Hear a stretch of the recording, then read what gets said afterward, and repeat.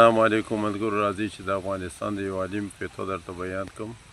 چا چې د شیخ ادریس صاحب په باره کې نازیبه الفاظ استعمال کړي وو، د هغې په باره کې د افغانستان یو عالم فتوا راغلې ده. راځئ چې په شریکه سره یې وورو.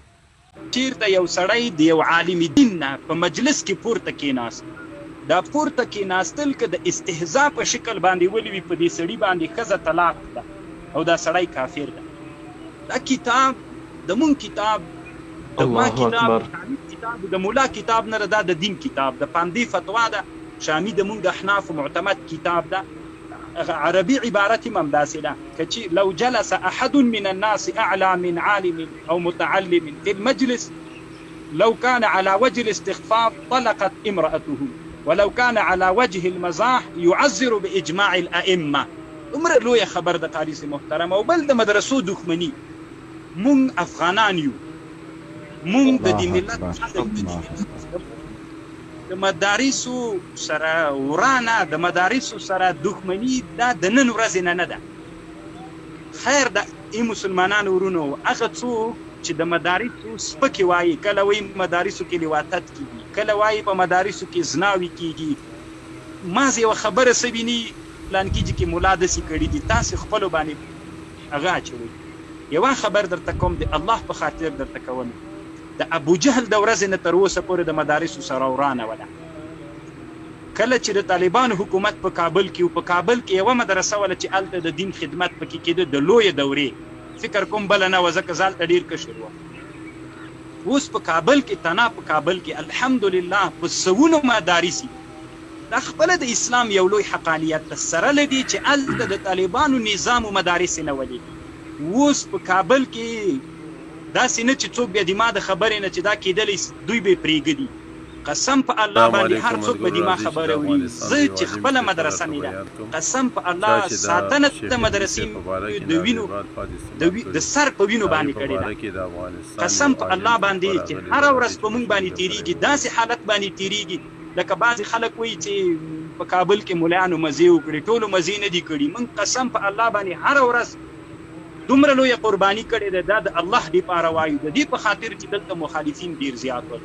خو سره له دې دومره ډېر مخالفتونو، سره له دې ډېر کال تقریبا 14 وارې په مونږ باندې چاپه غورځېدلې ده. خو دا مو قربانۍ کړې ده چې مدرسه په تنا په مونږ نه، په ټولو علماو مو سپي ورته ویل سوي دي. هغه خبرې چې مخامخ یې راته ویلي دي چې تاسې دلته زنا کوئ، لواطتونه کوئ، نارواوې کوئ، ټول یې راته ویل سوي دي.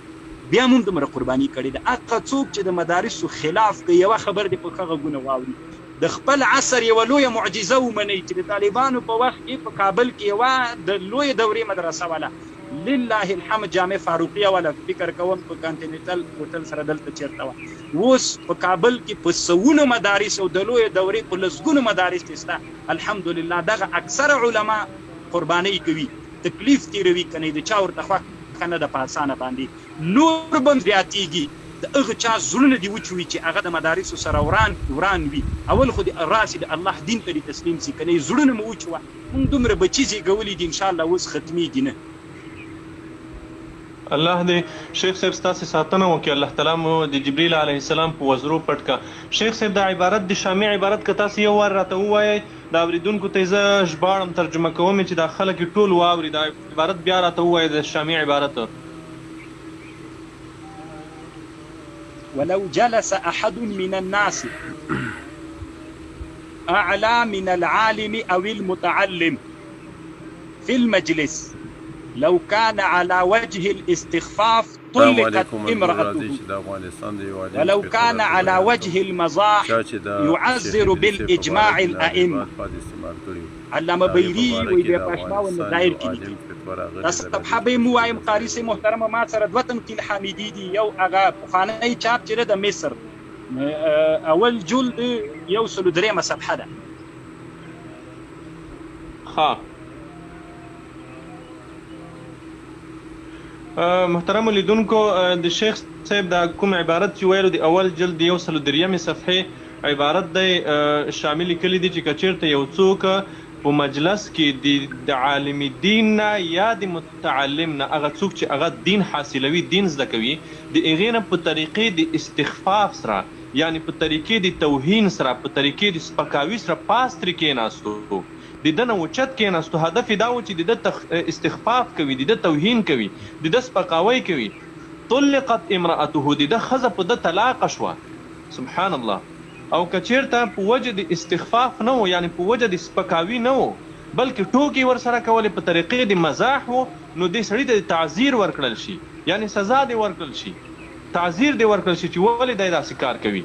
ځکه د عالم او د طالب علم سره باید په ټوکو کې هم داسې کار ونه شي. محترم اوریدونکو لیدونکو، ګورئ دا د دین خبرې، دا د ما او د شیخ صاحب د خېټې خبرې نه دي، د کتاب حواله ده. د موږ تاسې فقهاو لیکلي دي، هغه فقها چې په هغې د هغوی په باره کې د هېچ چا اختلاف نشته د امت د علماو.